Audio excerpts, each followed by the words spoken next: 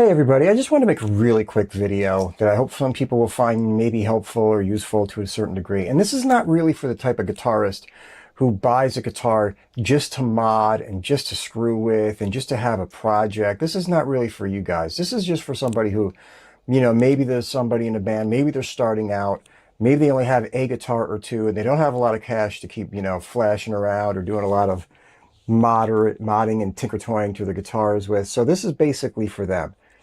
It's a way to help save a couple dollars so that you're not throwing money at your instrument the first sign of trouble. A lot of people, when they have something go wrong with a guitar, the first instinct is to take the problem and throw cash at it. They hear a little bit of noises coming out of their output jack. Oh my God, I need a new output jack. I mean, even though they're only a few bucks, they're still a pain in the ass. You got to solder them in and go to this store and all that kind of stuff. And there's things around that kind of stuff. So I just wanted to hit on a few of the biggies that I've seen a lot of people do.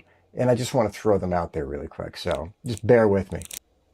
The first one I already mentioned, it's the output jack thing. A lot of times you'll put an output jack in and after a while they start doing, and that's caused by all kinds of, gunk and film and everything on the inside of the output jack and, moisture in the room, whatever.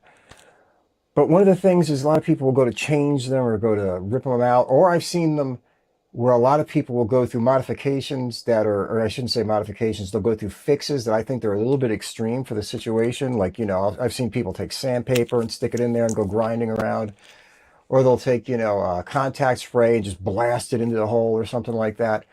And really, to be honest, you don't have to do all that. I'll just show you what I've always done. What I've always done is I just go to the store. I get a bunch of these kind of rags. You can get them at any Walmart, Big Lot, Odd Lot, Ocean City Lot, those, anything that says lot, and you can get a whole bunch of them for like $4 or $5. You know what I mean? And I just take one of these. I take a regular Allen wrench that's floating around, one that will fit in the output jack of the guitar. I just take it, throw it on there. I usually dip it in a little bit of alcohol, make sure it's not too much or, just enough to make it damp. Stick it in the output hole and just twist it around a few times. You'll notice when you pull this out, this will almost be like silvery blackish at that point if you really had a lot of junk in there. The alcohol dries in seconds. Pop your cord back in, and 9 times out of 10, that problem has already disappeared. And actually, if you want, just say like once every year, once every 6 months, depending on the humidity and the crap that might be in the room where you have your guitar, just do it anyway. If you have a few guitars, it only takes a second to take one of these and put a little alcohol on the end and just stick it in and you will save yourself a whole lot of problems down the road. You won't have to worry about going in there and screwing around with things like sandpaper and then blasting contact spray in there. I mean, you can put contact spray in a Q-tip and do it, but to me that it's just easier. It's a little bit stronger than a Q-tip and get in there and really grind it in, but it's still gentle and soft and you're not ripping apart the metal inside your output jack. All right, that's just one of the things I do.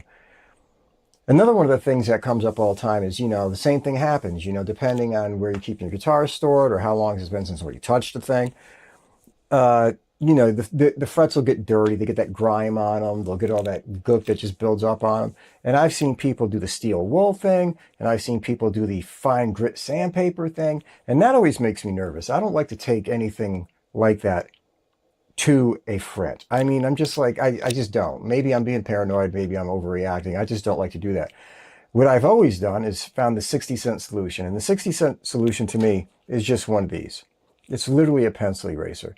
The same one you would get out of any Walmart office supply area, school kid supplies, all that kind of stuff for school. And you can get one of these, God knows they're under $1. They're probably like 3 for $1 or some stupid thing like that.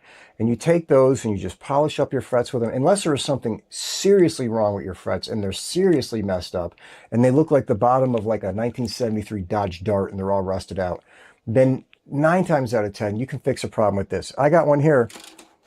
Here's what it'll look like when you get done scrub cleaning your frets. I mean, as you can tell, they're dark, they're black, they're messed up. You can just wipe that off, by the way. You can just scrape it off or something like that. So you go from this to that, you clean your frets, you shine them up, you're good to go. Even if it just gets to a really good shine, gets most of the gunk off, the best thing after that to clean up your frets is just play the guitar for a while. Just being honest. That's all you got to do. Just play that little sucker for a little while, and once you get the major junk off, your frets will be fine. You know what I mean? It's just because it's been sitting there and you haven't messed with it. Anyway, just a thought. The other one that I see come up a lot is people changing the tuners on their guitars. And, as soon as a guitar comes out of tune 2 or 3 times, they'll be, oh my God, I got to change the tuning machines. And I'm telling you now, 9 times out of 10, if not more so, the problem is not with your tuning machines. I've had guitars since I was in the 4th grade, and I'm damn near 50. I don't think I've ever changed the tuning trees on tuning machines on any guitars. Really, I mean they've always worked unless you dropped one and you broke it or it just broke. But as far as like stability and everything like that, your problem is going to be somewhere 9 times out of 10 in your nut. Especially if you own a guitar that looks like one of these things. You know what I mean? I know I'm going to catch a lot of crap from all the Gibson guys, and I'm not dissing Gibsons. I love the sound of a Les Paul, but let's face it, that is a flawed design. Just saying it. It's going to bind around the nut. You're going to have all kinds of problems. If not that, there can be problems in your intonation. God knows if you have something like a Strat with a tremolo system, you might run into problems. For me, I play Strats usually. And what I usually do is I block the Strat. I'll put the wood inside and on each side of the block. And I almost never have a tuning issue. I almost never have a tuning issue. Actually, I got a blue Strat that I've played, and I can't tell you how many shows. And it's a parts caster. It was literally made from the neck came from a Mexican Strat that a friend gave me the neck. The rest of the guitar, God only knows what happened to it. So I went out and I got a body. I got some pickups from Dragonfire, you know what I mean, for like 50, 60 bucks. I got a dual Hummy setup that was all pre-wired and everything. I just loaded it in. And I needed some tuning machines. So what did I do?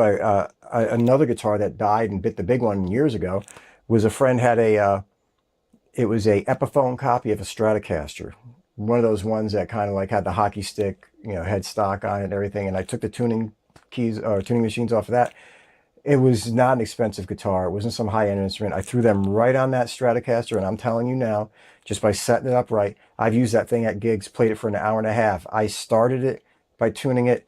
At the end of the show, I could hit a chord, and it was still perfectly in tune with those cheesy poof tuners on it. So I'm just saying, a lot of times before you run out and you buy tuners that sometimes are way more expensive than let me put it this way. You go buy a Fender Made in Mexico Stratocaster. It's like a $350, $300 used buy.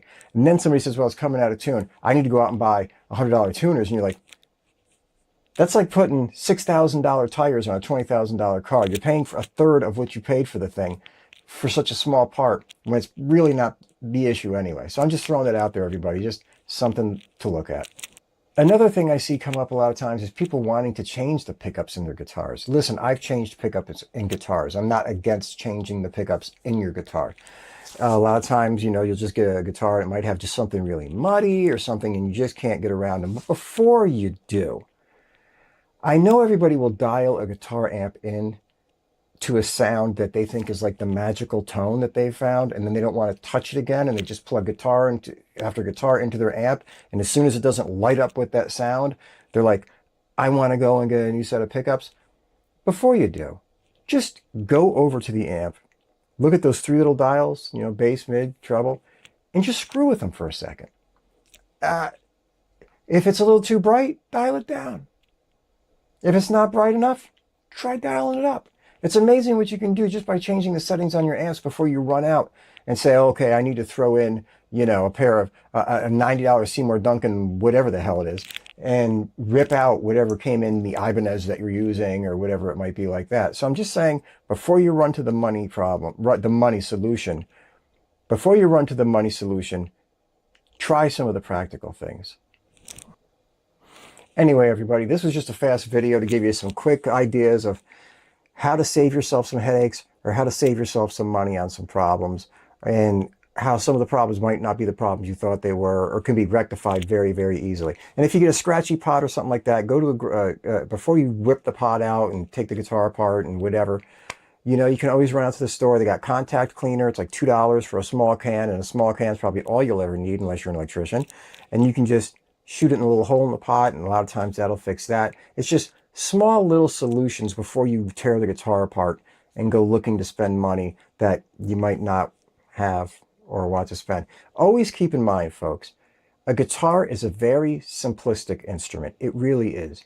It's a couple chunks of wood held together by either bolt or glue with basically all the technology of like a 1940s radio thrown into it.